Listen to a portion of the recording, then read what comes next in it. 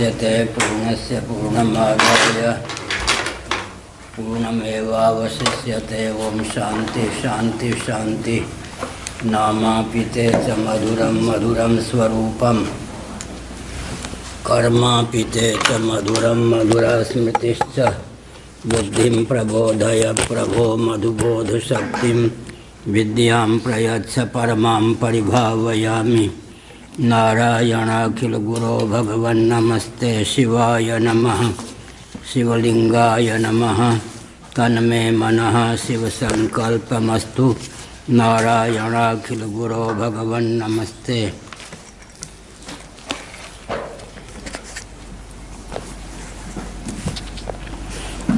बृहदारण्यक उपनिषद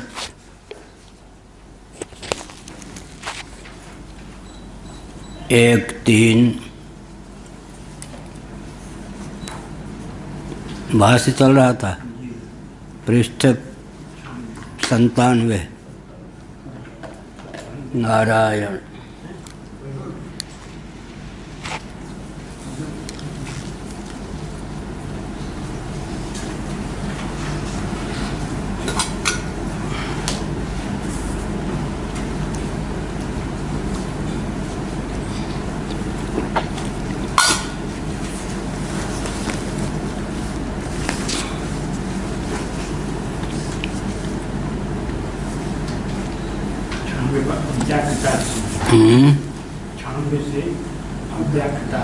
ठीक है। अव्याकृता तो यत्परम परमात्माख्यम विद्या विषयम अनाम रूप कर्मात्मकम नेति नेति इति तरह प्रत्याख्यानेन उपसंहरिष्यति पृथक। भगवत्पाद शिवावतार शंकराचार्य महाभाग ने भाष्य के माध्यम से यह तथ्य उद्भाषित किया कि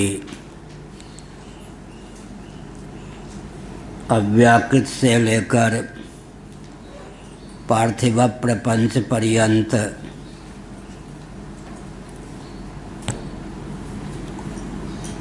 अनात्मा सिद्ध है।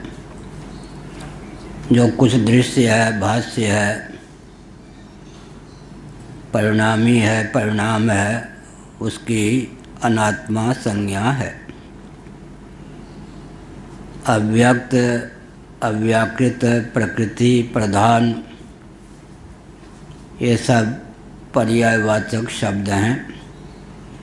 निरालंबोपनिषद के अनुसार ब्रह्म शक्ति रेव प्रकृति ही, ब्रह्म की शक्ति का नाम ही प्रकृति है। उसी को हम लोग माया कहते हैं। श्वेताश्वतर उपनिषद के अनुसार मायाम तु प्रकृतिम विद्यात्। अव्याकृत का अर्थ होता अव्यक्त, जिसका व्याकरण विस्तार न हुआ हो। बीजावस्थापन्न जो तत्व है उसी का नाम प्रकृति प्रधान अव्यक्त या अव्याकृत है। उसी को माया भी कहते हैं। जो कुछ अनात्मा प्रपंच है उसे नाम रूप कर्म 3 भागों में विभक्त किया जाता है। उसी को सुख दुख मोहात्मक भी कह दिया जाता है। उसी को क्रियाकारक फल रूप भी कह दिया जाता है।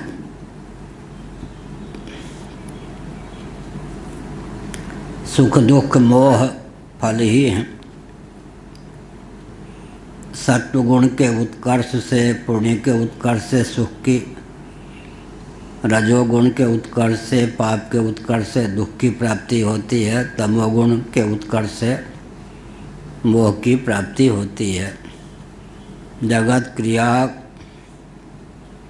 कारक फलात्मक है, सुख दुख मोहात्मक है, नाम रूप कर्मात्मक है।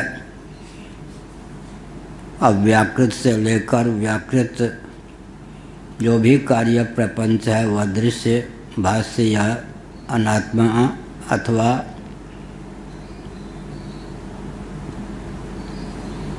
अविद्या से कल्पित मान्य है। जो अव्याकृत से पर है वही परमात्मा है। परमात्माख्यम, उसी का नाम परमात्मा है, उसी के आख्या, उसी का नाम परमात्मा है। परमात्मा संज्ञक कौन है? जो अव्याकृत या प्रकृति से भी अतीत है। सनातन अव्यक्त, अक्षर अव्यक्त, भगवद गीता के 8वें अध्याय में जिसे कहा गया, जिसे पुरुषोत्तम कहा गया 15वें अध्याय में। क्षर और अक्षर को, कार्य और कारण को जब पुरुष कह देते हैं तब दोनों से अतीत जो अव्यक्त है, अव्याकृत है, उसका नाम पुरुषोत्तम हो जाता है। एक शैली यह है।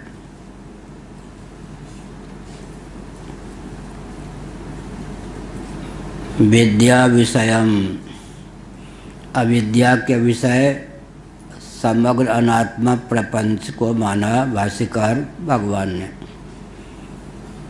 अव्याकृत से लेकर पार्थिव प्रपंच पर्यंत अविद्या के विषय हैं।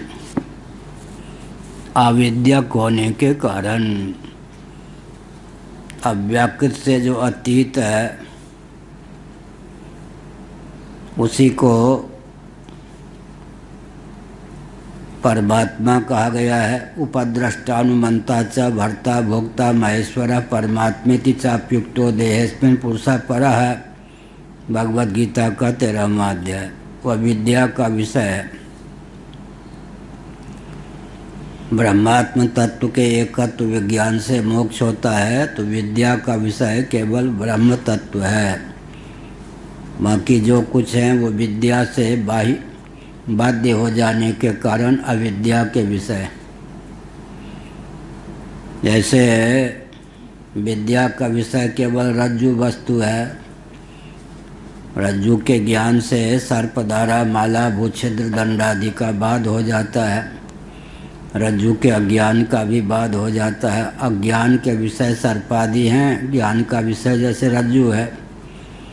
ज्ञान का विषय जैसे सुक्ति है, सीपी है, अज्ञान के विषय जैसे चांदी।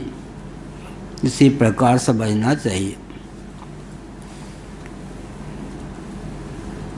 अनाम रूप कर्मात्मकम, अनाम अरूप अकर्मात्मकम। ओ का प्रयोग रूप और कर्म के साथ भी करना चाहिए। वीतराग भय क्रोधा, गीता का वचन है। तो वीत राग, वीत भय, वीत क्रोध, वीत का प्रयोग शेष दो के साथ भी। ऐसे ही यहाँ समझना चाहिए। नेति नेति, बृहदारण्यक उपनिषद, न इति न इति, यह भी नहीं, यह भी नहीं, यह भी नहीं। अशेष विशेष से अतीत परमात्म तत्व है। जो कुछ कार्यकारणात्मक प्रपंच है, पार्थिव प्रपंच से लेकर अव्याकृति पर्यंत निषेध का विशेष विषय है, अनात्मा है, भाष्य है, परिणामी और परिणाम है, नाम रूप कर्मात्मक है, क्रियाकारक फलात्मक है, आविद्यक है। यह अभिप्राय हुआ। इतर प्रत्ययाख्येन उपसंहरिष्यति पृथक। अव्याकृत से लेकर पार्थिव प्रपंच पर्यंत का प्रतिषेध आगे श्रौत प्रस्थान के अनुसार, इस श्रुति के अनुसार प्राप्त होगा। यहाँ जो कुछ आत्म भिन्न अनात्मा है वह प्रतिषेध का विषय है, नेति नेति का विषय है। न इति न इति, एक नौ के द्वारा कार्य प्रपंच का, एक नौ के द्वारा कारण अव्याकृत का प्रतिषेध कर दिया गया। योग वासिष्ठ में 3 बार है नेति नेति नेति नेति। कार्यकरण और प्रकृति तीनों के प्रतिषेध के लिए या स्थूल कार्य सूक्ष्म कार्य दोनों के प्रतिषेध की भावना से 2 बार नौ का प्रयोग है, न इति न इति। कारण का प्रतिषेध करने के लिए तीसरी बार नौ का प्रयोग है। अभिप्राय एक ही है। समग्र कार्य को व्यक्त कह दिया और व्यक्त है प्रकृति। व्यक्ता व्यक्त दोनों का प्रतिषेध कर दिया तो 2 बार। व्यक्त के ही 2 भेद कर दिया, कार्यकरण या स्थूल कार्य सूक्ष्म कार्य, तब 3 बार नेति नेति नेति का प्रयोग होता है। इतर प्रत्याख्यानेन, जो कुछ इतर है, भाष्य है। प्रत्यगात्मा जो परमात्मा स्वरूप है उसके अतिरिक्त है, सबका निषेध अपेक्षित है।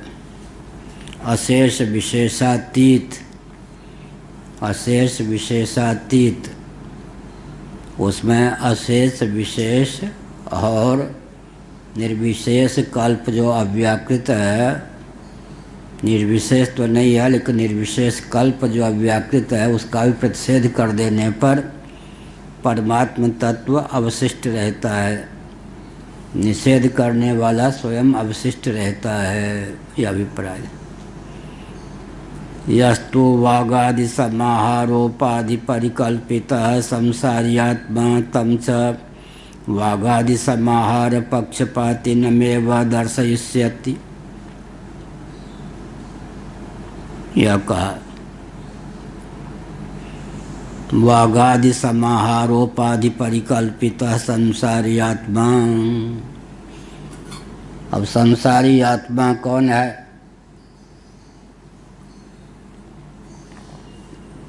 तब ते जीव वायु संसारी। तुलसीदास जी ने इन सब को अपने शब्दों में गुम्फित किया है जगह जगह।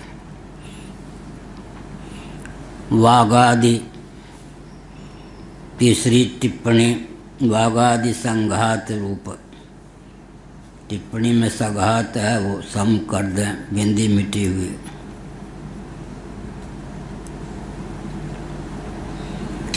वागादि का संघात, संघात बने समूह। वाक कर्मेंद्रिय है, इसी प्रकार से शेष और 4 कर्मेंद्रियां हैं। उपलक्षण की दृष्टि से 5 ज्ञानेंद्रियां भी हैं। इन सब का संघात समूह। फिर मन बुद्धि चित्त अहंकार रूप अंतःकरण भी है।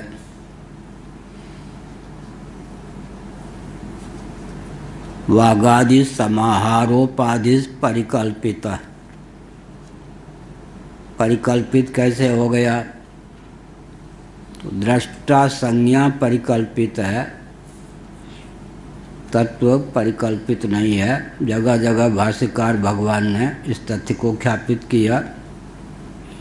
एक श्रुति भी हमको मिल गई है जिसमें संज्ञा परिकल्पित है, न कि वस्तु। दृश्य प्रपंच और दर्शन सापेक्ष आत्मा का नाम है दृष्टा। तो दृश्य प्रपंच दर्शन का निषेध कर देने पर दृष्टा का नाश होगा या दृष्टा की संज्ञा का नाश होगा?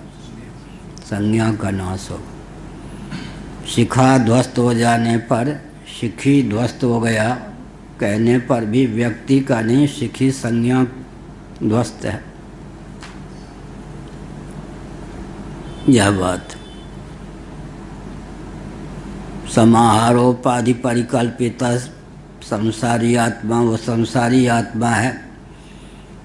वाक्य योग से संसारी आत्मा का नाम क्या होगा? वक्ता। श्रोत्र के योग से श्रोता, दृष्टि के योग से दृष्टा। ऐसे ही वाक के योग से वक्ता, श्रोत्र के योग से श्रोता, दृष्टि के योग से दृष्टा, त्वक के योग से स्पृष्टा। इस प्रकार से संज्ञा बनती जाएगी। लेकिन जो दृष्टा है वही श्रोता है। उपाधि भेद से नाम में भेद हो गया। उपाधियों का अपलाप कर लिया तो उपहित को लेकर जो भेद की प्रतीति थी वो भेद भी विगलित हो गया। संसारी तब ते जीव भयो संसारी, तब से जीव संसारी हो गया। कब से? तो लगता है कि वल्लभाचार्य जी तो बाद में हुए हैं, मानो वल्लभ संप्रदाय का अनुगमन तुलसीदास जी कर रहे हैं। भूमि परत भाव ढावर पानी जन जीव वही माया लपटानी, जब से जीव भयो संसारी। कब से? तो अनादिकाल से। लेकिन विशुद्धाद्वैत जो वल्लभ संप्रदाय का सिद्धांत है, उनके अनुसार सब ब्रह्म ही है, विशुद्ध।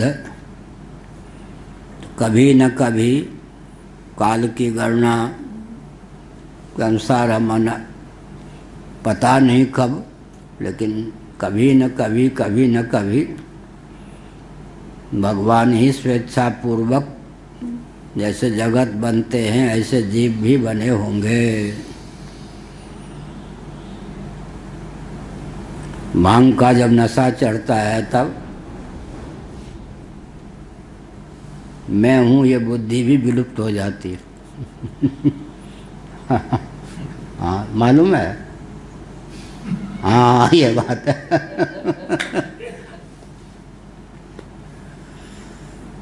तो भांग के नशा चढ़ने पर वो 3 महानुभावों ने भांग पिए काशी में। एक मोहिनी थी, एक महाराज थे, एक माधव आश्रम। महाराज की बड़ी कृपा थी। रघुआ जी बताते हैं कि कलकत्ता चौमासे में ही वो दंडी स्वामी को मैं लेना, बहुत परहेज करते भांग आदि से, इतना ध्यान रखते थे। तीनों को नशा चढ़ गए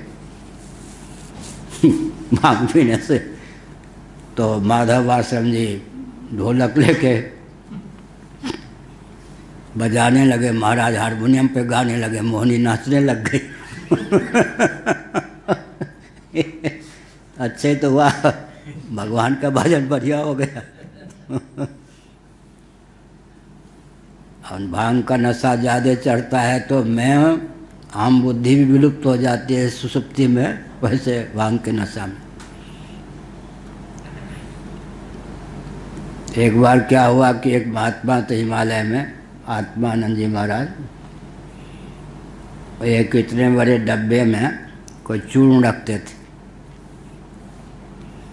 और हिमालय में थे ही, लेकिन और ऊपर घूमने जाते थे हमको साथ लेकर। तो कहते थे वो डब्बे से ज़रा इतना चूर्ण ले आना, तो मुँह में ले लेते थे। हम बच्चे ही थे एक प्रकार से। हमने सोचा ये रोज़ क्या लेते हैं, एक दिन मैं भी ले लूँ। चोरी की मैंने, फिर इतना ने मैंने भी लेकर मुँह में डाल दिया। अरे तब तो समझ गया कि तो कुछ और ही है, वो विटामिन नहीं है, तो बहुत विचित्र देवी है कोई। अब क्या हुआ, चला लेके नहाने शेष धारा, मोक्षाश्रम के नीचे शेष धारा, उसके नीचे फिर गंगा जी। तो वहाँ गंगा जी के पत्थर पर शेष धारा से नीचे चला गया, केवल लंगोटी पहने एकदम ऐसे, और बहुत बढ़िया गान, बढ़िया। उधर उन दिनों श्रद्धा पूजन जी और एक महात्मा नैमिषारण्य से आए थे। उन्होंने कहा कि ये आत्मानंद जी के लिए इनके पास कोई टिकता नहीं है, हो सकता है ऐसा उपद्रव किया हो, इतनी सेवा ली हो कि बेचारे गंगा के में जाके डूब गया हो। ढूंढते ढूंढते कहा गया ध्रुव, ऐसा हमको तो सब प्रेम करते थे। अब वो ढूंढते ढूंढते गंगा के तब ये यहाँ शेष धारा में रोज़ नहाने आता, तो निशेष धारा में नहीं मिले तो नीचे एक लंगोटी पहन के हम तो गा रहे। आहा, उनको क्या मालूम कि कौन गा रहा है, भांग की महिमा है वो। आहा, जीवन है तो इसका धन्य है। देखो पत्थर पर लेटा है, केवल लंगोटी है, इस समय भी भगवान का गान कर रहा है। और भगवान का गान कराने वाली कौन देवी है उनको क्या पता। इतना मैंने सुन लिया जीवन है तो ऐसा जीवन होना चाहिए। धीरे धीरे वो भांग के नशा टूट गए। फिर ये संग्रहणी की दवा बनाई कौन? कोटा वाले वैद्य जी रामचंद्र आचार्य जी, उसका नाम है जीरकादि मोदक। तो हमसे कहा कि देखिए आप भांग से बहुत परहेज करते हैं, जितनी मात्रा भांग की लिखी है उसके चौथाई के चौथाई मात्रा हमने इसमें डाली है, इसमें कोई खतरा नहीं क्या? तो हमने कहा हमको तो भांग वहाँ देख के नशा चढ़ जाए। नहीं नहीं, संग्रहणी के चपेट में आके शरीर छूटने की स्थिति आपकी हो गई है। इसकी एकमात्र दवा है जीरकादि मोदक। हमने अपने हाथ से बनाए, सामग्री भी, आपके पास रुपये नहीं होते, हमने खरीदे। जितनी मात्रा कही गई है उसके आधी के आधी, चौथा के चौथाई मात्रा है। ठीक है, तो हमने सोचा अब बचना ही है तो इतना ले करके सोहम की ओर के लिए दंड लेके घूमने गया। तो वो नाला इधर, इधर कांटे बबूल, उधर सोहम सुधर, उधर की ओर नहीं उधर। वहाँ तक पहुँचने के बाद भांग के नशा चढ़ गया। नशा चढ़ने के बाद हुआ कि गाओ। हमने कहा दंडी स्वामी हूँ, क्या गाऊँ? ये सब कुछ नहीं, दंडी हो कुछ भी हो, गाना पड़ेगा। और भांग में गाने लग गया। हाँ, उसके बाद और नशा चढ़ने पर नाचो। हमने कहा उधर, इतना विवेक था कि इधर 30 फीट गड्ढा है, उधर बबूल के कांटे हैं, लोग खेत हैं, कुछ भी हो। फिर नाचने लग गया, दैवों से गिरा नहीं। उसके बाद और नशा चढ़ा तो ये दंड को लाठी पकड़ पकड़ कर, फिर क्या है 30-30 फीट गड्ढा, इतने रास्ते से आए थे ना पगडंडी, 30-30 फीट गड्ढा। फिर कहूँ कि किस दुष्ट ने ये गड्ढा खोल दिया। फिर सोचो थोड़ी देर चेतना आ जाए, अरे अभी तो 15 मिनट पहले आया था, 15 मिनट में 30-30 फीट गड्ढा कौन खोदेगा? ओ ये भांग की महिमा है। फिर भूल जाऊँ कि भांग की महिमा है। तो रेलवे लाइन से वो के पास तक आने में 1.25 घंटे लग गए। ऐसे ऐसे देख के गड्ढा यहाँ तो नहीं है, यहाँ तक नहीं है। और छोटी लाइन जो कितने वहाँ, इतना विवेक था कि अभी ट्रेन आने वाली है, ऐसे जाऊँ फिर ऐसे जाऊँ। वो लाइन दैवों से ट्रेन नहीं आई, उधर पार करने में, इतने पार करने में 1.25 घंटे लग गए। उसके बाद उधर जो है, उधर भी वो था ना नाला, इतनी डाबा डंड को आगे होते होते 1.5-2 घंटे में किसी तरह से अपने स्थान पर रियाबाजी के यहाँ पहुँच सका। ये 2 बार का अनुभव है भांग का। तो फिर क्या होता है, एक बार कहीं प्रवचन भी हुआ। हाँ, वो मुजफ्फरनगर में, मुजफ्फरनगर में वही कोटा वाले वैद्य जी के फिर संग्रहणी उभर गई। तो हमने सोचा कि थोड़े ले लें, आज बहुत संग्रहणी है। तो प्रवचन में गया। अब प्रवचन में मैं बोला या भांग बोली, पूछने मुझे नहीं पता। अब एक कोई व्यक्ति था, उसका पोता मुझे बहुत मानता था, वो पोता नहीं आया, उसके पितामह आ गए, पितामह भी बहुत मानते थे। हमारा प्रवचन टेप कर लिया उस दिन। बाद में कहा महाराज आज आपका प्रवचन अद्भुत, तब तक नशा उतर चुका। हमने कहा गाली वाली बके होंगे क्या? अरे आप सुनिए तो सही, सचमुच में हम अपने प्रवचन में मुग्ध हो गए, भांग बोल रही थी। 3 बार का अनुभव है। तो क्या हुआ फिर? तो अहम की भी विस्मृति हो जाती है। अहमिचा प्रसुप्त, सुसुप्ति में भांग के नशा में फिर अहम भी, मैं हूँ, कौन हूँ, मैं हूँ या नहीं हूँ, ये बुद्धि भी हो जाती है। ये हुआ।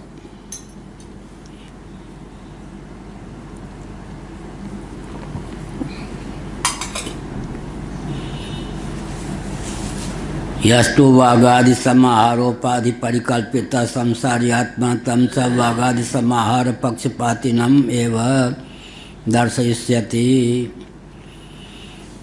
वागादि का समाहार संघातांतर्गत में वो संघात के अंतर्गत ही श्रुति दिखाएगी आगे, ये अभिप्राय है। संसारी आत्मा है, मानो वागादि में रचपच गया वो आत्म तत्व यह है।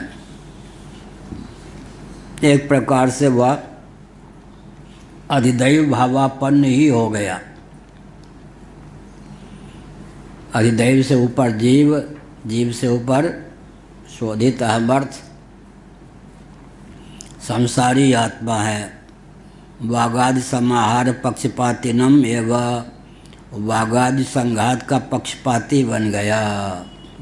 पक्षपाती देहेंद्रियादि सापेक्ष ही मेरी सत्ता चित्ता प्रियता है, ऐसी मान्यता बन गई।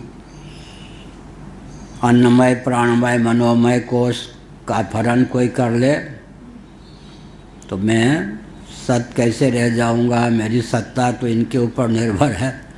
विज्ञानमय कोश सापेक्ष अपनी चित्ता मानते हैं, आनंदमय कोश सापेक्ष अपनी प्रियता मानते हैं, स्वयं को सच्चित आनंद स्वरूप नहीं मानते। रचपच गए संसारी आत्मा। संसारी संज्ञा की निवृत्ति हो जाएगी जब तत्वानुरूप आत्मानुरूप स्वयं को समझ लेंगे तब।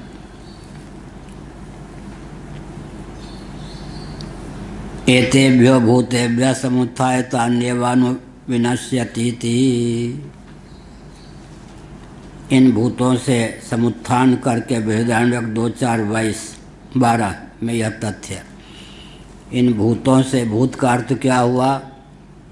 जो कुछ करुणग्राम है, स्थूल शरीर है, करुणग्राम है, सबका नाम भूत। इन सब भूतेभ्य समुत्थाय, इनसे ऊपर उठकर, माने इनके अनुरूप आत्ममान्यता का परित्याग करके तान्येवानुविनश्यति थी, संसारी भाव विगलित हो जाता है। ये सब भी स्वतंत्र सच्चित आनंद स्वरूप सिद्ध नहीं होते। इस प्रकार से संसारी संज्ञा विलुप्त हो गई, यह अभिप्राय है। तस्माद् युक्ता वागादीनाम एवं ज्ञान कर्म कर्तृत्व फल प्राप्ति विवक्षा। अधिदैव तादात्म्यापन्न हो जाने के कारण बताया। तस्माद् युक्ता बिल्कुल ठीक है। वागादीनाम एवं ज्ञान कर्म कर्तृत्व फल प्राप्ति विवक्षा। ज्ञान की सिद्धि भी इन्हीं से, कर्म की सिद्धि भी इन्हीं से, इन्हीं को लेकर ज्ञातृत्व और कर्तृत्व की प्रसक्ति होती है। मानो इन्हीं को ये करता है, इसलिए फल भी इन्हीं को मिलता। अधिदैव गत कर्तृत्व भोक्तृत्व ज्ञातृत्व मुख्य है, आत्मा में आरोपित है, यह विषय चल रहा है। पिंड छुड़ाना होता है, कई ढंग से बोलने की विधा है। वो नहीं समझेंगे तो लोग कहते हैं कि आपस में विरोध है वचन में। प्रकृत्यैव च कर्माणि क्रियमाणानि सर्वशः। गुणों के अतिरिक्त और कोई करता नहीं, प्रकृति में ही कर्तृत्व है। इंद्रियाणि इंद्रियार्थेषु वर्तन्त, नान्य गुणेभ्यः कर्तारं यदा दृष्टानुपश्यति। यह एक यह है, कर्तृत्व कहाँ मर दें, कहीं न कहीं तो मरना है। अनात्म वस्तु में, करुणाग्राम में मर दें, प्रकृति में मर दें, गुणों में मर दें, ऐसे।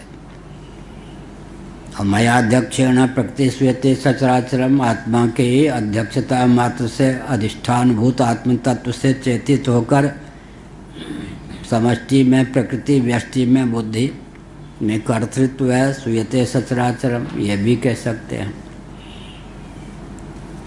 मम योनिर्महद् ब्रह्म तस्मिन् गर्भं दधाम्यहं। साधिष्ठान साभास चिदा जो बुद्धि है उसको लेकर कर्तृत्व कह सकते हैं। फिर दूसरी ओर है कि प्रकृति को अपने में आरोपित करके, बुद्धि को अपने में आरोपित करते अपने को कर्ता कह सकते हैं।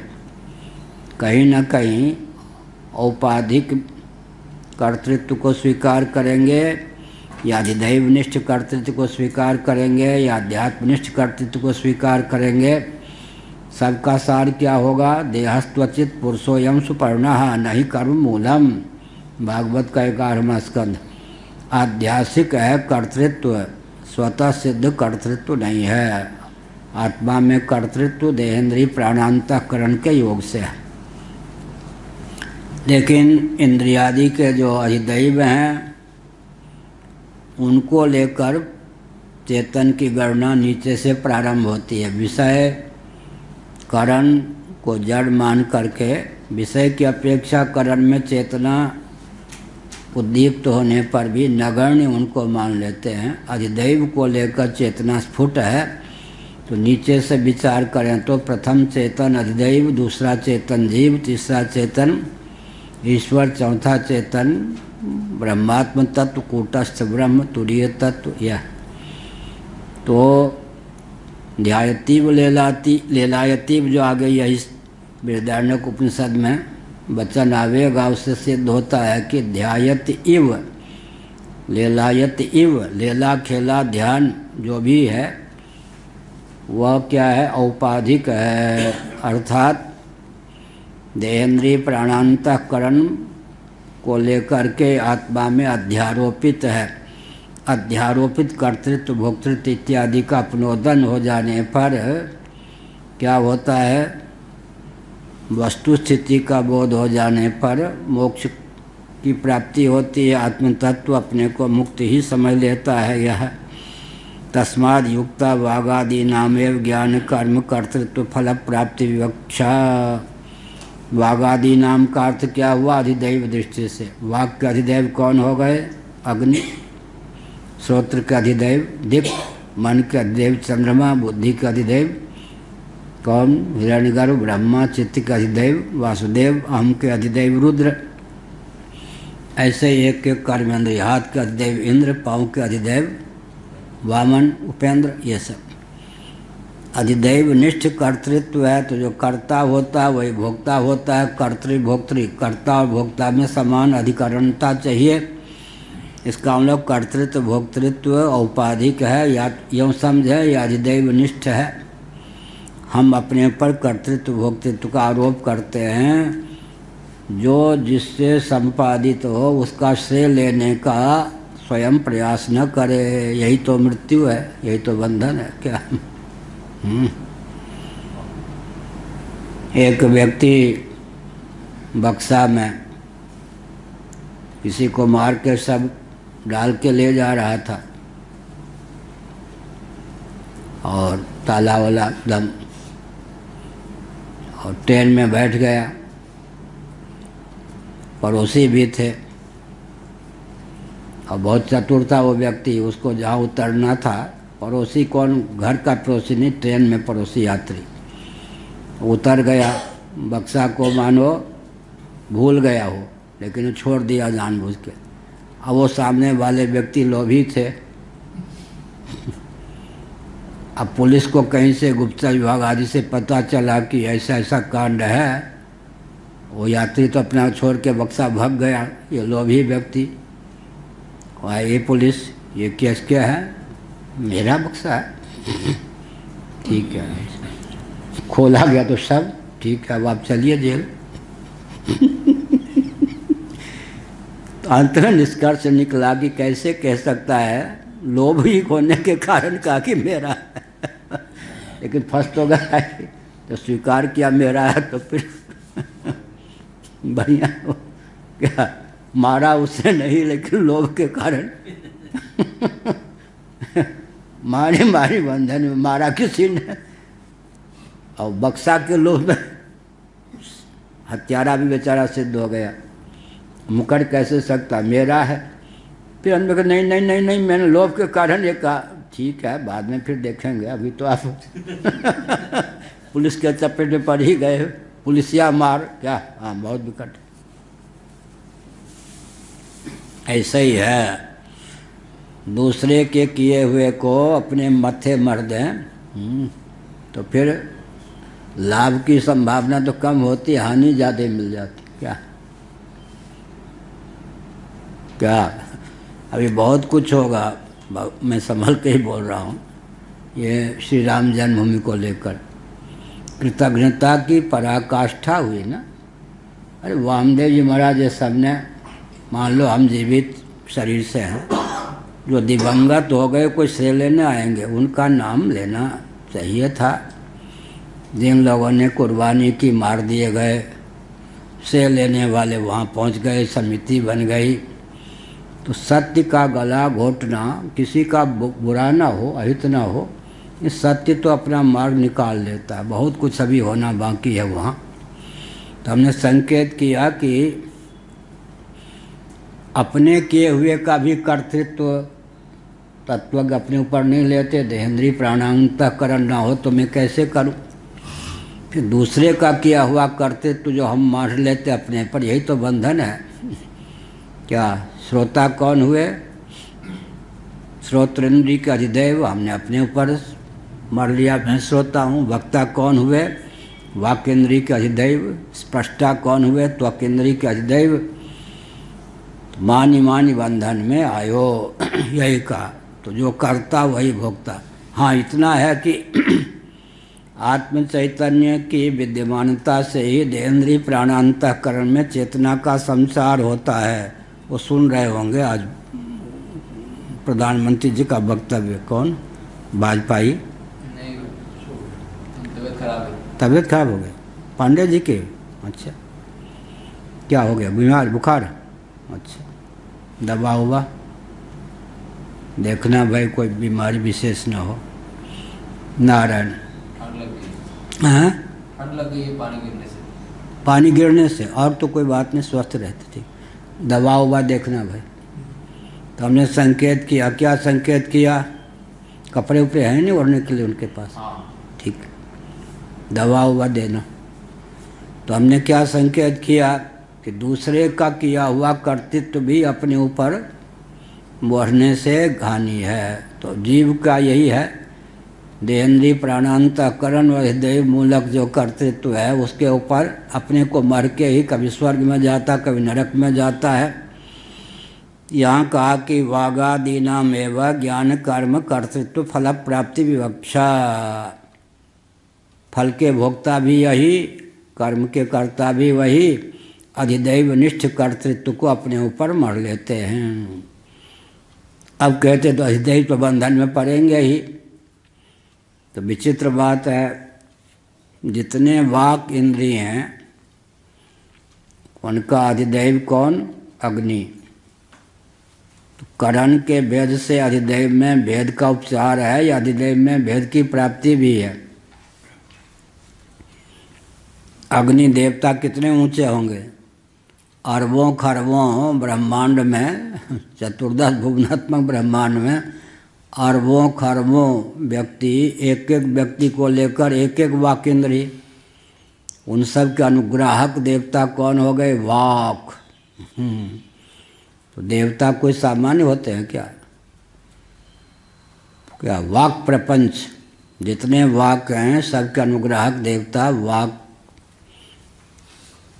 के अधिदैव अनुग्राहक देवता कौन? अग्नि। ऐसे अग्निनिष्ठ अधिदैव निष्ठ कर्तृत्व है। अधिदैव होता कौन है अंत में? कर्मोपासना के फलस्वरूप जीव ही अधिदैव होता है। इस दृष्टि से वो कोई था ना, वो रामचंद्र खां या कौन, लखनऊ वाला कोई आता था, हमने डांट दिया, अब नहीं आता। रामचंद्र या क्या नाम था। तो उसकी जो माता हो गई थी 95-96 के लगभग। तो पोती पोते फिर वो तो खिलौना बन जाते हैं ना ज़्यादा उम्र वाले। दादी, हाँ बोल। राम इकबाल सिंह। हाँ, राम इकबाल सिंह, हाँ कानपुर है। तो वो बलिया या छपरा का कहीं। हाँ, उसके घर भी गए हैं छपरा में, या बलिया, छपरा की तरफ, बिहार का। दादी, यमराज ने दूत भेजा आपके लिए। अब वो थी जमींदार, उसके पति जो थे नेता थे, राजनेता। तो क्या कहा वो यमराज ने आपको लेने के लिए दूत भेजा है, दूत भेजा है। अब वो यमराज क्या है इसे कुछ पता नहीं उसे, तो ठीक है तो कुछ रुपया दे के भगा दे। नेता की पत्नी ठहरी, रुपया उपया से नहीं मानता है, डंडा लगवा दे। और डंडा से डरने वाला नहीं है वो, तो बस अरे किसी तरह से पिंड छुड़ा, रुपया दे के कुछ पुलिस में रिपोर्ट करके उसको अरेस्ट करवा। अब उसको ये नहीं मालूम कि अवधूत कौन होता है। बुढ़ापे पे हमारे पास आए, देखिए ये जो पोतियां हैं उनकी, पोते हैं उनके, वो यूँ चिढ़ाया करती हैं और दादी को भी पता ही नहीं यमराज क्या है कुछ। तो वो घूस कांड चलता होगा। नेता की पत्नी ठहरी, अरे कुछ दे के भगा दे, नहीं तो धक्का दे के भगा दे, नहीं तो पुलिस में रिपोर्ट कर, उसको भगाओ, आने मत दो। वो तो आए बिना नहीं ले रहेगा, आपको लिए बिना नहीं रहेगा, हमारे पास आने मत दो, उसको घूस दे दो, कुछ रुपया दे दो, भगा दो। इसका अर्थ क्या हुआ, वो ज़्यादा उम्र वाले खिलौने बन जा, अगर विस्मृति हो जा गई हो तो खिलौने बन जाती हैं, ये बन जाते हैं। यहाँ पर भी है, अरे भोक्तृत्व कर्तृत्व कहीं डालो, गुण पे डाल दो। क्या इंद्रियाण इंद्रियार्थ से वर्तन्ते, कहाँ गुण सत्वगुण रजोगुण तमोगुण पर डालो, प्रधान पे डालो, बुद्धि पे डाल दो, अधिदैव पे डाल दो, अपने आप को पिंड तो छुड़ाओ। सब मिला के क्या हुआ, आरोपित कर्तृत्व भोक्तृत्व, यहाँ अधिदैव निष्ठ। तथेति तथास्तुति दैवै दैवै दैवै रुकता। वही वो पांडे जी का बुखार उखार हो गया, दवा ववा दिलवाना। देखो दवा ववा की व्यवस्था करो। तथेति तथास्तुति दैवै रुक्ता वाक्तेभ्योऽर्थिभ्योऽर्था यो दगायत उद्गानम कृतवती। देवता शब्द स्त्रीलिंग की दृष्टि से।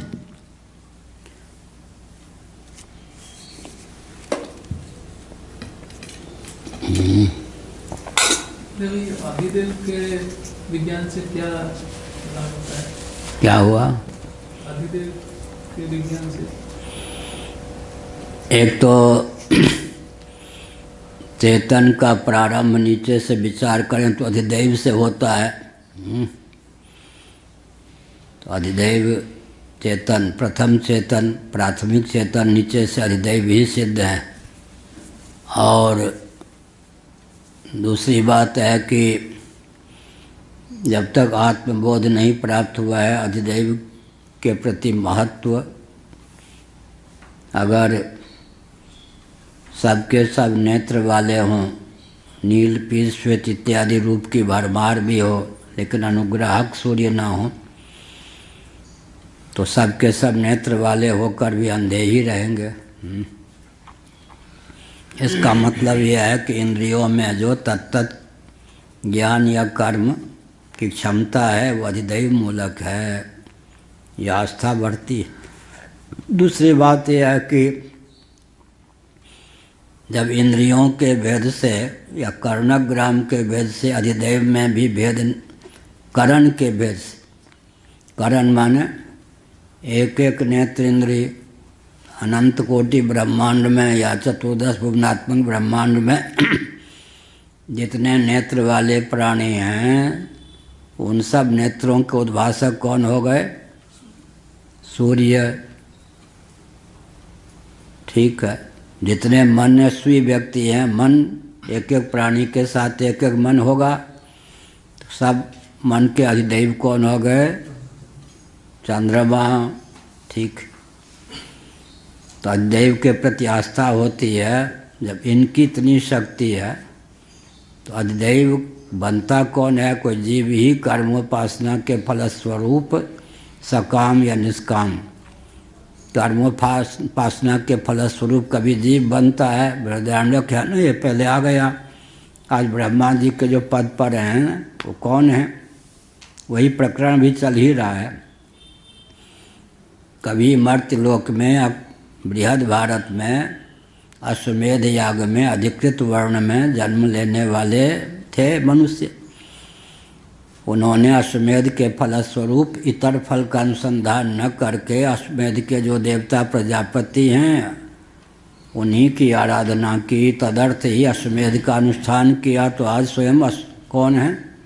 प्रजापति ब्रह्मा होकर के बैठे हैं। अधिदेव कितनी महिमा का अधिगम हो जाने पर कैमुतिकर न्याय से फिर क्या होगा? जीव अपनी महिमा का ज्ञान प्राप्त कर सकेगा। यह विषय करण सुरजीव समेता सकल युक्तेक सचेता। अभी प्रकरण चल रहा है ध्यायतीव लीलायतीव। जीव अधिदैव निष्ठ जो कर्तृत्व भोक्तृत्व है उसको अपने ऊपर मर लेता है। वास्तव में अधिदैव ही कर्ता भोक्ता है। कर्ता भोक्ता चेतन होना चाहिए। अध्यात्म निष्ठ कर्तृत्व भोक्तृत्व नहीं, करण निष्ठ कर्तृत्व भोक्तृत्व नहीं, अधिदैव निष्ठ कर्तृत्व भोक्तृत्व का वर्णन चल रहा है। तथेति तथा स्तुति दैवे रुक्ता वाक् तेभ्योर्चिभ्यो अर्थायोग गायादुद्गानम कृतवती। प्रजापति उन अधिदैवों ने मिलके कहा, देखो हम सबके सब किसका अतिक्रमण करना चाहते हैं? असुरों पर विजय प्राप्त करना चाहते हैं। आसुर भाव से स्वयं को मुक्त करना चाहते हैं। अभिप्राय यह है, बस एक ही उपाय है, उद्गान। कोई उद्गान ठीक से कर दे। उद्गाता के द्वारा उद्गान क्रिया की निष्पत्ति होती है।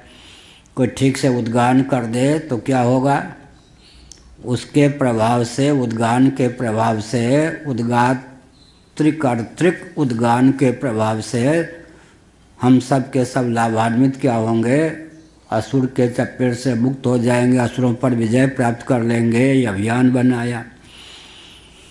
सोचा कि नेत्र इत्यादि हैं, नेत्र इत्यादि के लिए जब उद्गान शब्द का प्रयोग होगा कि ये उद्गाता होंगे, तो उद्गान को गौण कहेंगे या मुख्य? नेत्र कौन? नेत्र गाता है, आँख गाती है कहेंगे तो गौण होगा प्रयोग या मुख्य? दर्शन का नाम वहाँ पर क्या हो गया? गान। तो सचमुच में गान किसको लेकर होगा? वास्तविक गान वाक् इंद्री को लेकर होगा ना। कहाँ हुआ?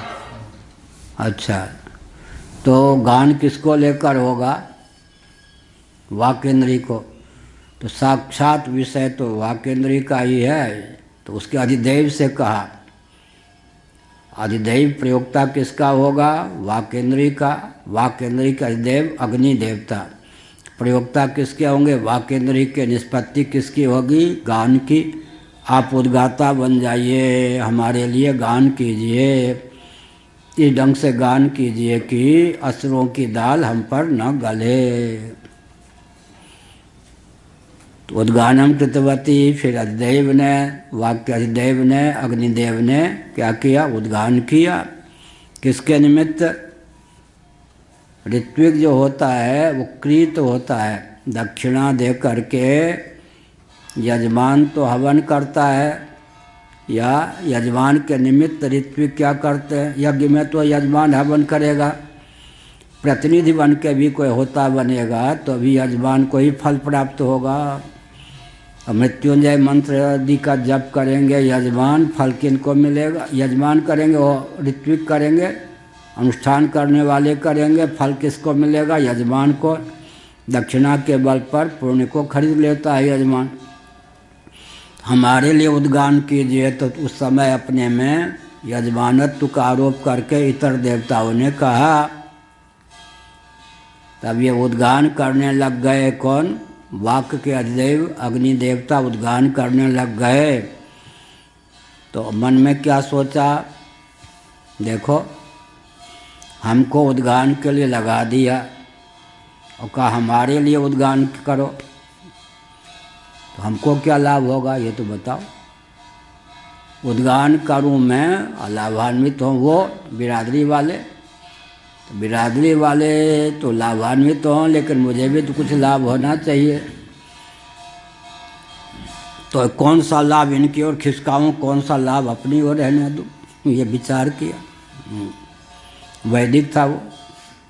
विचार करते करते सोचा कि ऐसा है कि मेरे द्वारा ही तो गान संभव है। कौन वक्ता कौन होगा? वाक का जो अधिदेव वही तो वक्ता होगा। गायक कौन होगा? वाक का अधिदेव ही तो गायक होगा। तो निसर्ग सिद्ध माने असाधारण जो मेरा गुण है, कौन? शब्दोच्चारण, राग रागनी सहित गीत गाना या शब्द का उच्चारण, अको विसर्जनीया नाम कंठ यशा नाम तालु ऋतु रसाणाम मूर्धा, इस प्रकार से अष्ट संस्थानों में जिस संस्थान से जिस अक्षर का उच्चारण होना चाहिए, जिस ढंग से उदात्त अनुदात्त स्वरित आदि भेद को लेकर उसी ढंग से उच्चारण हो, तो इसको तो अपने लिए रख लिया। उच्चारण के जो अवान्तर फल हैं, उच्चारण अब वाक भी अगर मौन रहे तो उच्चारण की निष्पत्ति कैसे होगी? तो कर्म को ही फल मान करके अपने लिए रख लिया। और अवान्तर जो फल हैं, उत्तम वाणी बोलने पर क्या होगा? अन्य जो अधिदेव हैं सब प्रबंधित होंगे, उनका भी कार्य सधेगा। इस प्रकार से मन में विभाग कर लिया उसने। तब क्या हुआ? कह पुनः असौ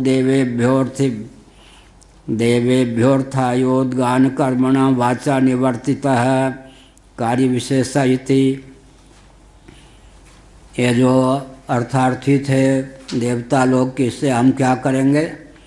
इतना बल इस उद्गाता के द्वारा उद्गान कर्म का निष्पादन हो जाने पर हमारे जीवन में वह बल और वेग आ जाएगा कि उद्गाता भी और हम सब के सब भी असुरों के चपेट में आने से बच जाएंगे, आसुर भाव का अतिक्रमण कर देंगे। यह कार्य विशेष इति।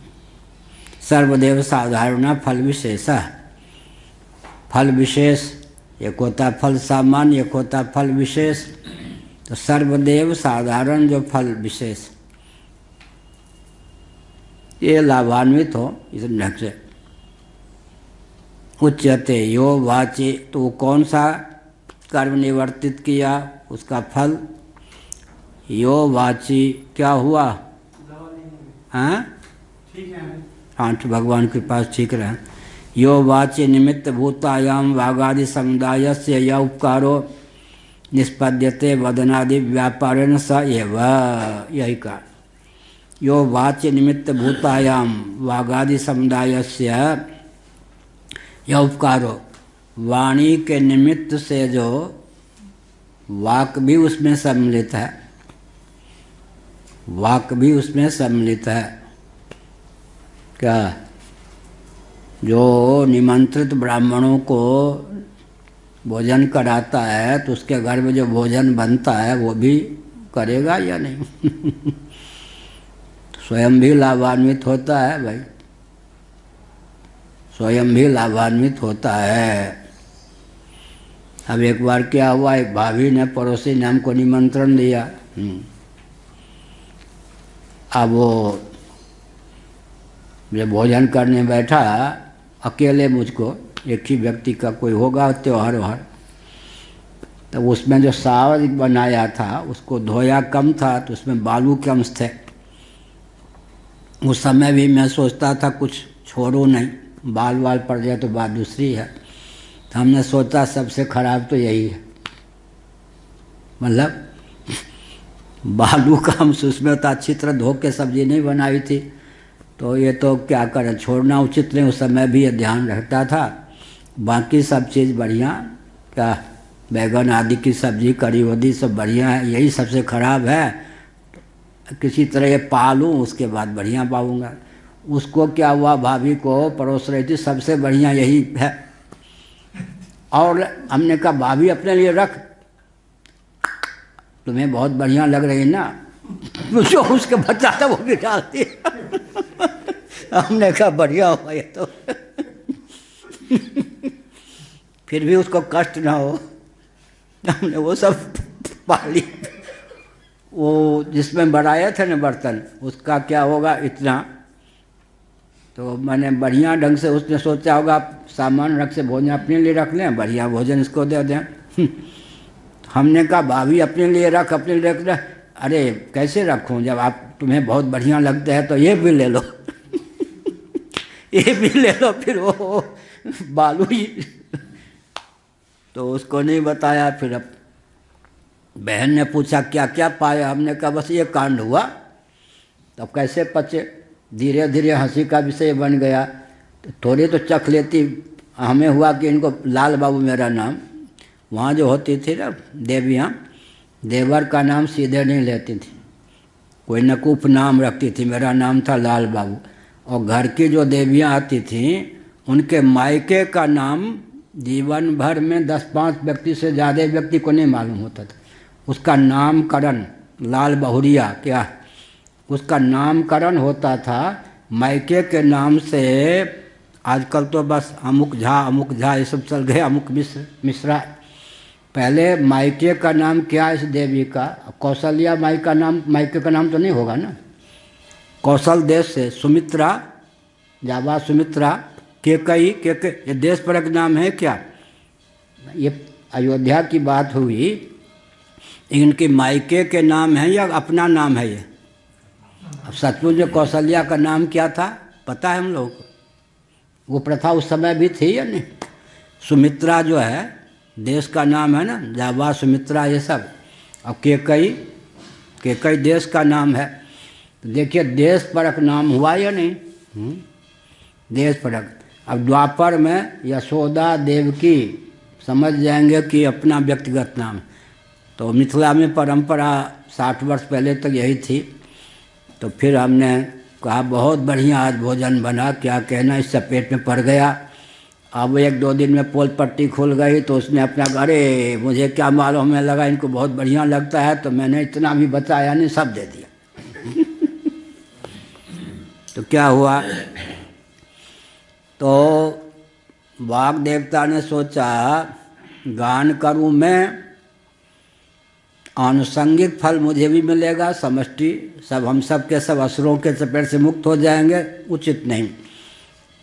तो गान की जो योग्यता है, जब मैं गाता हूँ या बोलता हूँ तब जो शब्दोच्चारण ठीक ढंग से अक्षर इत्यादि का विन्यास, वाक्य का विन्यास और सत्यम शिवम सुंदरम अनुद्वेगकरम वाक्यम, ये सब, ये असाधारण जो गुण हमारा है ये हमारे पास रहे। आनुषंगिक जो फल हैं ये सब देवता लोग भी पालें। यह उसमें स्वार्थ का अनुसंधान कर लिया। ये कहा यो वाची निमित्त भूतायाम वागादि समुदाय से या उपकारो निष्पद्यते सुखानुभूति तृप्ति यश की प्राप्ति, ये सब वदनादि व्यापारेण स एव। मैंने कल कई उदाहरण दिया था। वाक के द्वारा क्या होगा जी, विधि निषेध की प्राप्ति होगी या नहीं। ऐसा श्रवण करे, ऐसा श्रवण न करे, ऐसा सुनो, ऐसा न सुनो, ऐसे ही एक एक इंद्रिय को लेकर ऐसा स्पर्श करे, ऐसा स्पर्श न करे, तो वाक के द्वारा ही विधि निषेध का निर्धारण होगा या नहीं। एक इंद्रिय के विषय से बाकी जो इंद्रिय और अंतःकरण चतुष्टय सब लाभान्वित होते हैं क्या, तब तो चलता है। रूप का दर्शन कौन करे, किसके द्वारा होगा, नेत्र के द्वारा कौन करेंगे, नेत्र इंद्रिय के अनुग्राहक देवता। लेकिन पाँव को लाभ होगा या नहीं, गंतव्य का दर्शन करेंगे, पाँव के द्वारा चलेंगे, उसके अनुसार बुद्धि काम करेगी, इधर चलें। इसका मतलब ये जो संग है ना, ये संग हुआ है ना जीवन में, कर्मेंद्रिय, ज्ञानेंद्रिय, अंतःकरण सबके जो देवता हैं, एक के व्यापार से सबके सब लाभान्वित होते या नहीं। यह है संघ बल है। जीवन में संघ बल ना हो तो एक दिन भी जीवित रहना कठिन। यह हुआ सर्वेषां यसौ वाग वदनाभिर्निवृतो भोगा फलम। बड़ा चतुर था वो वागदेव। उसने क्या किया, बाकी जो हमारे बिरादरी के व्यक्ति हैं कौन हो गए, 9 इंद्रिय और 4 अंतःकरण। अंतःकरण के 2 भेद वाले हैं तो 9 2 11 9 2 11, 2 माने मनोमय कोष, विज्ञानमय कोष, मन और बुद्धि। अंतःकरण के 2 भेद मान लें और 1 इंद्रिय ज्ञान के लिए, तो बाकी 9 जो इंद्रियां हो गई। 4 कौन कर्मेंद्रियां, 5 ज्ञानेंद्रियां, 9 और 2 11। ये या 3 भेद मान लें अंतःकरण के तो 12। तो गान करने वाले उसने सोचा कि साधारण जो फल हैं, कौन सर्वेशम यशो वाग्वदनादि भीर निर्वृत्तो भोगा फलम, हमारे बोलने से जो लाभ होता है सामान्य रीति से वो सबको प्राप्त हो। बाकी जो है ये असाधारण जो हमारा धर्म है, क्या शब्दोच्चारण शुद्ध हो, ललित हो, सबके हित में प्रयुक्त हो, या दिव्यता में अपने पास ही रख लूँ, यह कोई विशेषता सामान्य फल से सबके सब लाभान्वित हों। यह हम लोगों के लिए भोजन बनवाओ भाई, तब से क्या करे, रोटी सब्जी औरों को परोस दे और हाँ बढ़िया घी वो अपने लिए रख ले, बढ़िया ऐसे हुआ। तम भोगम सात्रिषु पवमानेषु,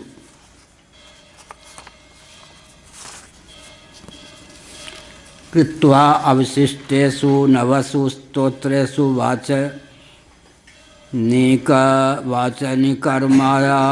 कर्मार्त्विज्यं फलम यत् कल्याणं शोभनं वदति वर्णान् अभिनिर्वर्तयति तदात्मने मह्यमेव।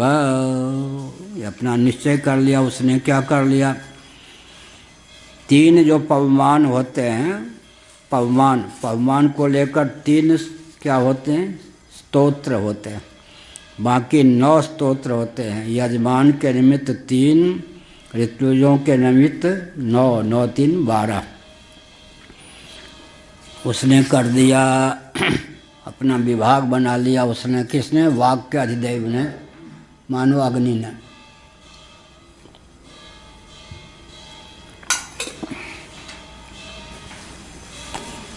तम भोगम सात्रिषु पवमानेषु कृत्वा, वो यजमान के लिए, अवशिष्टेषु नवसु प्रतिशत वो बांध दिया। 9 स्तोत्र हमारे लिए, 3 तुम्हारे लिए। 3 3 9 तिगुना। वाचनिक मार्त्विज्यम ऋत्विज से संबद्ध 9, उधर पवमान से संबद्ध 3 स्तोत्र। 9 3 12, 9 3 12 हो गए। तो हमने इसीलिए कहा 9 तो इंद्रियां हो गई वाक के अतिरिक्त, और 3 कौन बच गए? मन बुद्धि अहंकार। सांख्य प्रस्थान के अनुसार अंतःकरण के कितने भेद होंगे? 3। कौन कौन? मन बुद्धि अहंकार। बुद्धि माने महत्त्व का प्रतिनिधित्व करने वाली वस्तु हमारे। अहम तत्व, बुद्धि ऊपर, अहम तत्व बीच में, नीच में विकृति के कोटि के पदार्थ मन। अंतःकरण के 3 विभाग होंगे। सांख्य प्रस्थान के अनुसार कोष की विवक्षा से अंतःकरण के 2 विभाग हो जाते, मनोमय विज्ञानमय। एकोनविंशत मुखा जब कहेंगे तो अंतःकरण चतुष्टय। सूर्योपनिषद आदि के अनुसार, त्रिशिखी ब्राह्मणों के उपनिषद के अनुसार फिर क्या होता है? अंतःकरण के 4 तो वृत्ति विभाग हो गए, स्वयं वृत्ति युक्त अंतःकरण। एक जल के 4 तरंग हो तो जल मिला के 5, स्वयं एक अंतःकरण हो गया। 4 उसके विभाग हो गए, मन बुद्धि चित्त अहंकार, सब मिला के 5। अंतःकरण पंचय, अंतःकरण चतुष्टय, अंतःकरण फिर त्रय। अंतःकरण के फिर 2 भाग। और केवल मन का अर्थ हो जाएगा अंतःकरण, केवल बुद्धि का अर्थ भी अंतःकरण, केवल चित्त का अर्थ भी अंतःकरण, केवल अहम का अंतःकरण, केवल अंतःकरण का अर्थ भी अंतःकरण। ये सब चंचलम ही मन कृष्ण, यहाँ मन का प्रयोग अंतःकरण के लिए है। एक भी शेष का वाचक हो जाता है। अंतःकरण के अर्थ में कहीं मन का, कहीं बुद्धि का, कहीं चित्त का, कहीं अहम का प्रयोग होता है, कहीं विभाग हो जाता है। मय्येव मन आधस्व मयि बुद्धि निवेशय निवशिष्य मय्येव तो ऊर्ध्वम न संशय। अब मन बुद्धि दो कहा भगवान ने, दो विभाग कर दिया अंतःकरण का। आगे क्या कह दिया? अथ चित्तम समाधातुम, गीता 12वां अध्याय। अथ चित्तम समाधातुम न शक्नोसि मयि स्थिरम अभ्यास योगेन ततो मामिच्छाप्तुम धनंजय। मन बुद्धि के स्थान पर एक ही शब्द का प्रयोग कर दिया, चित्त। चित्त में मन बुद्धि का समाहार कर दिया 12वें अध्याय में। ये सब बोलने की विधा है। विवक्षावसात अंतःकरण के 5 भेद, 4 भेद, 3 भेद, 2 भेद, केवल एक।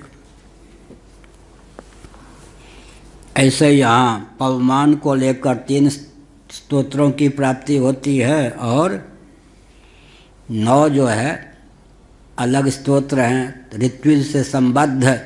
ऋत्विज से संबद्ध जो थे वो 9 अपने लिए रख लिया। यजमान से पवमान से संबद्ध वो 3 मानो उनके कर दिए। वाचनिका मार्तविज्यम फलम यत् कल्याणम शोभनम वदति। कल्याण का अर्थ क्या हो गया? शोभन, जो कौन? वाक इंद्रिय के अधिदेव जो शोभन, शोभन माने शुभ, भद्र, कल्याणप्रद, कल्याण स्वरूप बोलता है। कौन? अधिदेव बोलता है। वर्णानभिनिर्वर्तयति, वर्णों का जो ठीक ठीक उच्चारण करता है, यथास्थान ठीक ठीक उच्चारण, तदात्मने मह्यमेव। ओम, बस मुझे लिए ही रहो, मेरे लिए ही रहो, ऐसा। बाकी जो है आह्लाद, वाणी से जो आह्लाद, सुंदर वाणी, वाच, दिव्य वाक, कल्याणी वाक, भद्र वाक के बोलने पर जो अन्य जो कितने हो गए? 9 इंद्रियां रह गई। मन बुद्धि चित्त अहंकार 13, या मन बुद्धि ऐसे 12, 3 विभाग करें तो 12 को आह्लाद प्राप्त हो। कल्याणी वाणी से जो इनका उपकार होता है ये वंचित न रहे, लेकिन मूलधन मेरे पास ही रहे। इस प्रकार से फल का अनुसंधान करके अगर वो वाक के जो अधिदेव हैं अपने लिए फल का अनुसंधान न करते तो भी असाधारण धर्म तो उन्हीं का बना रहता ना। आँख से थोड़े बोला जाता, बोला तो जाता किससे? खामखा एक शोषक बन गए। ये फल इतना हो, असुरों की दाल गल गई। क्या? असुरों की दाल गल गई। असाधारण धर्म का भी कर्तृत्व अपने पर मर ले, असाधारण धर्म को भी अपने लिए सुरक्षित रख ले, इतना मेरे लिए, तो फिर क्या? अब हमारे पास फल आवे, उसमें से देखूं कौन सा फल अपने लिए रख लूं, बाकी बांट दूं। तो ये क्या हुआ फिर? असुरों को हमने आवाहन कर लिया, असुर हमको दबाए बिना नहीं रहेंगे। अपनी चिंता मत करो, साथ वाले ईमानदार है तुम्हारे, क्या तुम्हारा भोग तुमको रहने ही देंगे, तुम्हारा भोग कोई तुमसे छीनेगा नहीं, कंजूसी मत करो, बांटो। ये हुआ। तो मह्यमेव क्या हुआ? उसका तो रहता ही। अरे आँख थोड़े बोलती, कान थोड़े बोलता, बोलने वाला तो अधिदेव कौन होता? वाक्येंद्रिय का नियामक ही। लेकिन उसमें जो स्वार्थ का अनुसंधान कर लिया, मुख्य फल मुझे, माने वक्तृत्व जो है, बोलने की क्षमता, दिव्य ढंग से बोलना, ये वाग विन्यास तो मेरे लिए रहे, उसका जो उपकार होता हो वो इन लोगों को भी प्राप्त हो जाए। वो थे ना हरीश भरत जी बताते थे, पूज्यपाद महाराज जी उस पे इतने लट्टू थे उस व्यक्ति पे कि फिर मौसमी आदि बनाए जाते थे, मशीन से उनके रस निकाला जाता था, उनको खूब पिलाया जाता था। हाँ, ऐसा कोई मेधावी नहीं मिला। और एक वैश्य कुल के उधर के वो जो उनके बेटे आदि से परिचय कराया, काशी जिला के थे, कौन है गांव, उनके बेटे जो बाबा हो गए थे, उनके बेटे पोते हाँ हाँ, वो नहीं बहुत धोप पर जहाँ वो जो आश्रम में ले गए थे ना, क्या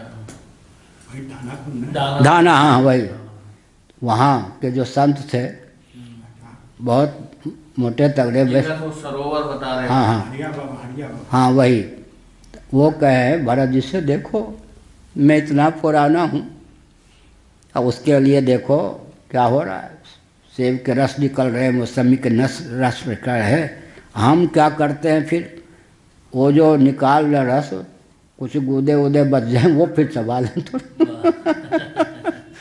तो क्या मतलब हुआ ऐसे ही मैं जो कल्याणी वाक्य बोलता हूँ वो मेरे लिए रहे, उसका जो प्रभाव पड़ता है, फल पड़ता है, सुख होता है सुनने पर, ये सब क्या।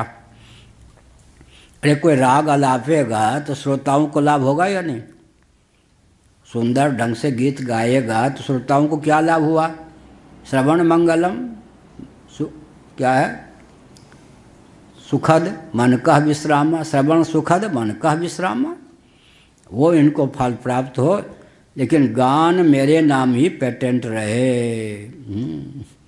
तो कौन छीन लेता भाई, जब बोलने का अवसर आता तो वाक को ही लोग असर देते, लेकिन वो अपने लिए जो सुरक्षित रखा, असुरों ने समझा बस यही जो छिद्र है, इसी छिद्र के कारण मैं घुस जाऊंगा, दबोच दिया।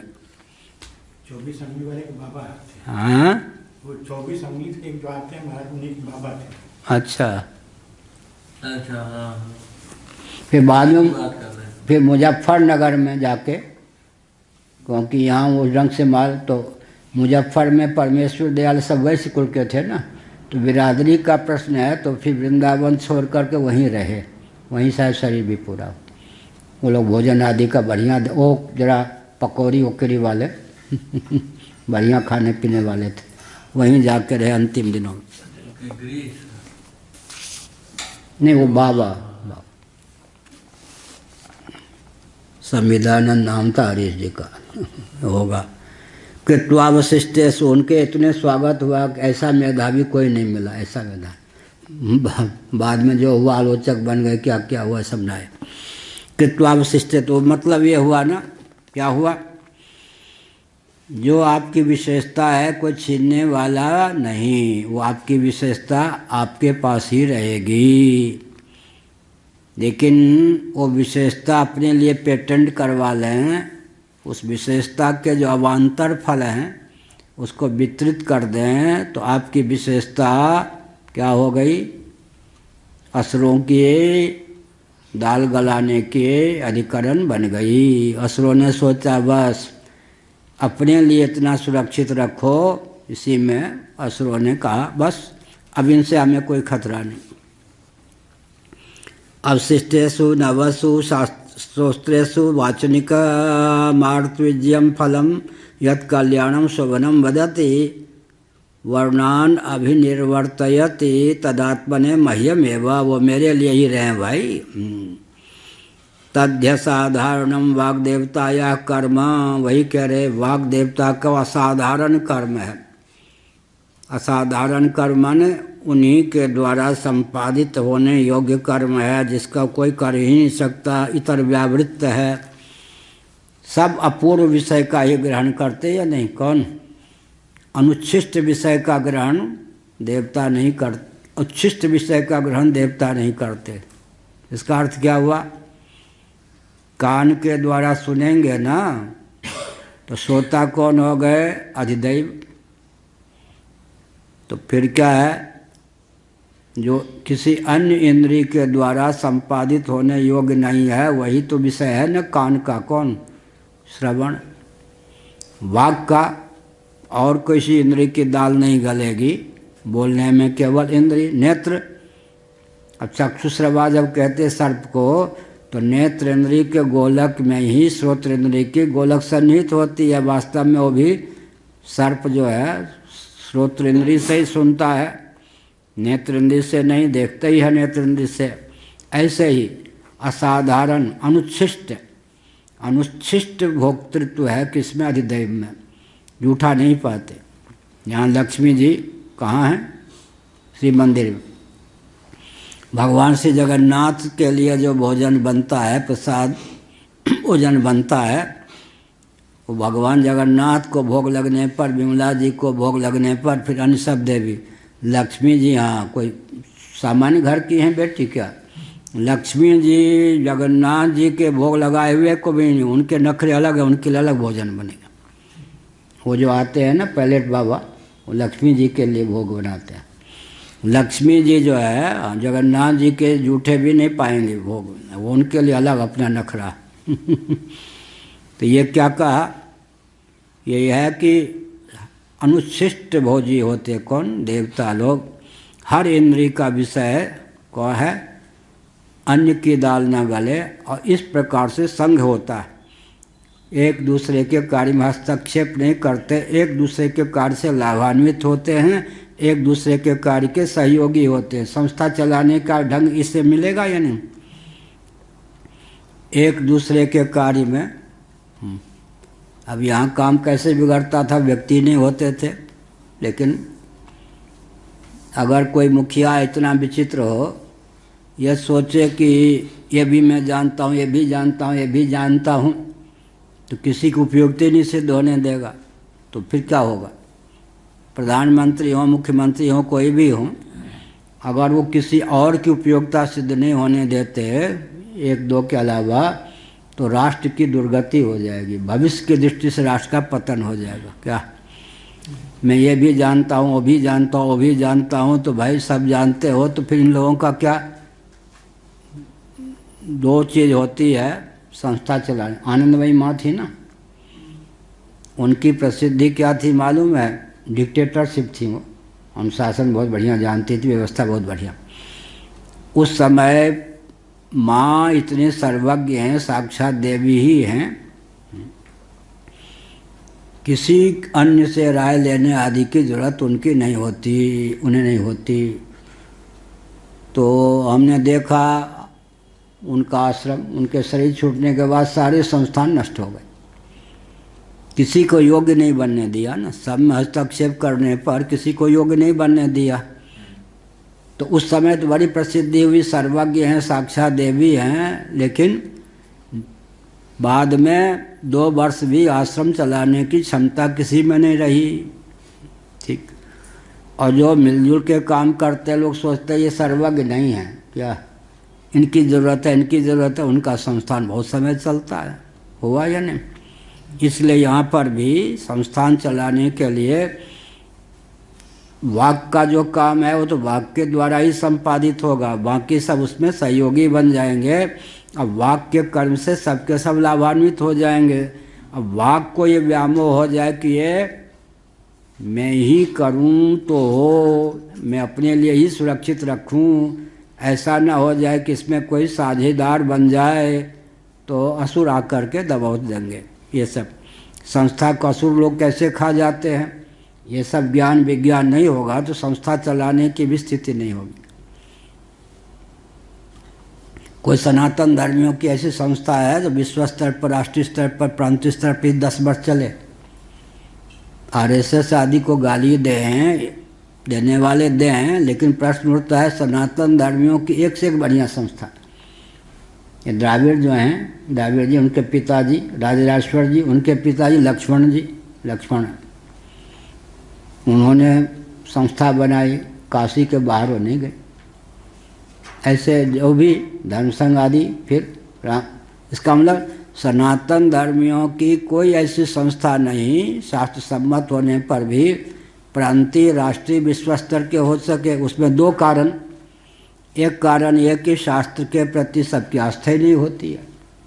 लौकिक ज्ञान और कर्म में रचे पचे व्यक्ति जो हैं, शास्त्रीय दृष्टि से जो संगठन बनेगा उसके लक्ष्य में आस्था ही नहीं होगी एक, लेकिन उसको दार्शनिक, वैज्ञानिक, व्यावहारिक धरातल पर उपयोगिता सिद्ध करते हैं। तो ये सब बाहरी जो संस्थाएं क्यों छा जाती? आज हमको मुँह की देखनी पड़ रही है, किसके लिए देखनी पड़ रही है? कोई पूछता है शंकराचार्य को?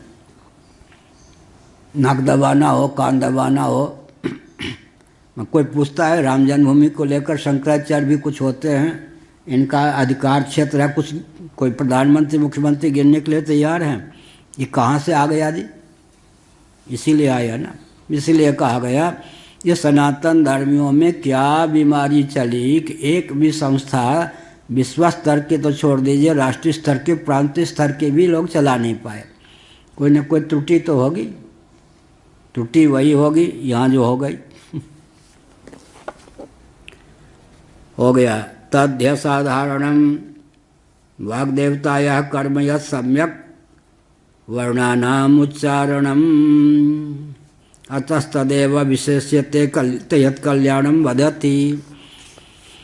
जो मंगलमय वचन बोलते हैं, भद्र वचन बोलते हैं, देव अधिदेव वाक्य अधिदेव बढ़िया कल्याणी वाक्य का उच्चारण करते हैं, उनको सुन करके सबको लाभ होता ही है, उससे लाभान्वित इतर देवता भी होते हैं। लेकिन उन्होंने स्वार्थानुसंधान किया कि मेरे लिए ही रहे, असाधारण धर्म होने के कारण और में वो जाता भी नहीं, लेकिन एक अभिमान और स्वार्थ के कारण क्या हुआ, झपट लिया असुरों ने।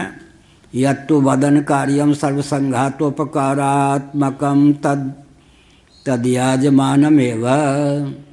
लेकिन जो वदन रूप कार्य है सर्वसंघातोपकारक, सर्वसंघात माने इंद्रिय प्राण अंतःकरण और उनका अभिव्यंजक संस्थान शरीर, इन सब का जो उपकारक वदन कार्य है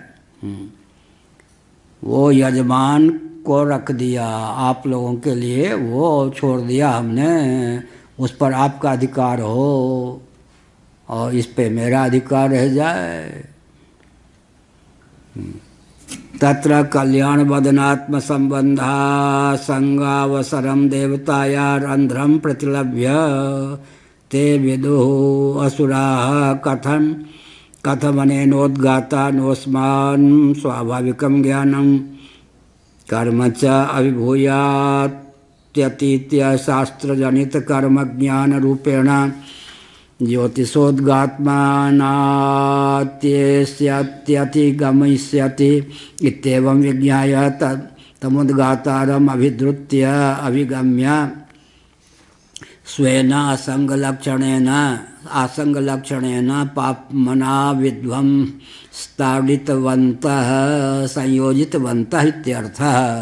अब फिर क्या हुआ, विशेष अर्थ कल करेंगे। सामान्य ढंग से यह हुआ कि वो घात लगाए थे असुर, हम पर विजय प्राप्त करने के लिए बच्चों ये लोग सब चले हैं। हम पर विजय कौन प्राप्त कर सकता है, निश्छिद्र हो। इनमें छिद्र सभी देवताओं ने अपना प्रतिनिधि किसको बनाया, मुख्य योद्धा वाग्देव को। लेकिन वाग्देव में त्रुटि क्या आ गई, स्वार्थानुसंधान। असाधारण धर्म मेरे पास ही रहे तो कौन छीन रहा था भाई, तो निसर्ग सिद्ध असाधारण धर्म तो रहता ही। बाकी ऐसा आ जाए बहुत बढ़िया कोई गायक हो, वो समझे कि कोई मेरे गान का अनुकरण न कर ले, श्रोता लोग गान से प्रबंधित होकर यूँ यूँ करते रहें, ऐसा ना हो कि मेरे गान का कोई अनुकरण कर ले, तब तो फिर उसकी यजमानी चल जाएगी। हमको पूछे जो कोई है ना पूछे, जैसे गायक लोग ये ध्यान रखते हैं क्या, वैसे उसने तो यहाँ तो सबके पास वाक इंद्रिय है, सुरीली वाक वो कौन है, वो बहुत बढ़िया गायिका लता मंगेशकर जी। एक अखबार में क्या छापा था मालूम है मेरे बारे में, शंकराचार्य जी इधर उधर कुछ नहीं करते, बस लता मंगेशकर के गीत पर पूरी के शंकराचार्य लट्टू अपनी वर्ष। अब बताओ, नाम भी उस समय हम नहीं जानते थे लता मंगेशकर कौन है। मेरे बारे में पत्रकारों की दुनिया, वो तो क्या है, प्रणब मुखर्जी को मार ही दिए जीवित को। लता मंगेशकर के गीत पे पूरी के शंकराचार्य लट्टू हैं, कौन। मैंने पूछा लता मंगेशकर कौन है, आपके बारे में छपा है, हमें कुछ पता ही नहीं। तो ये कहा कि जैसे गायक सोचता है ना मेरे पास भी वाक है, इनके पास भी वाक है, इनके पास भी वाक है, तो यहाँ ये थोड़े है। अरे वाग इंद्री तो समष्टि देवता की बात है ना, वो दूसरा थोड़े गान कोई करेगा। तो अपने नाम जो पेटेंट करा रहे हो तो ईश्वर के घर से भी पेटेंट है, जैसे कोई कहे कि कहीं मेरी अनुकृति करके ये न पूज जाए, इसलिए मेरे गान से सबके सब कर्णरंध्र श्रवण मंगल हो, मन को विश्राम हो। उसको तो हम चाहते हैं कि श्रोता अधिक से अधिक हो, लेकिन ऐसा न हो कि कोई वक्ता और हो जाए, ऐसा न हो कोई गायक कोई और हो जाए। इस पाप के कारण, अदूरदर्शिता के कारण असुरों ने कहा हाँ एक छिद्र आ गया, अब इसके माध्यम से इसको नेता बना के बाकी जो देवता हैं इसके सहित हम पर विजय नहीं प्राप्त कर सकते। तो लो जी फिर क्या होता मालूम है? जितने ऊंचे गायक होते हैं जितने ऊंचे गायक होते हैं, आगे चल के उनका गान कोई सुनना पसंद नहीं करता। मतलब वाणी में विकृति आ जाती, वाणी में विकृति आ जाती, ये देखा होगा, वाणी में विकृति आ जाती। यहाँ क्या हुआ, वो जो सुरीलेश्वर क्या बढ़िया उच्चारण, वाक ने सोचा, इसी में अभिनिवेश है ना, जिस गुण में अभिनिवेश होगा उसी गुण को दुर्गुण का रूप प्राप्ति किया, वही गुण दुर्गुण का रूप धारण कर लेगा। पाप ने सोचा घुस जाओ, न रहे बांस न बने बांसुरी, बोलने की क्षमता तो रही लेकिन कल्याणी वाक न रह जाए, भद्र वाक न रह जाए, अब्बे तब्बे बोलने लग जाए, गाली बकने लग जाए, तो जिसके कारण इसकी प्रसिद्धि थी वो प्रसिद्धि समाप्त हो जाए। असुरों ने धावा बोल दिया। तो गुण जो हैं अभिनिवेश के कारण, ये गुण मेरे पास ही रहें, दूसरे के पास न जाएं, इस अभिनिवेश के कारण क्या होता है, दोष का रूप धारण कर लेता है। ये शिक्षा मिली।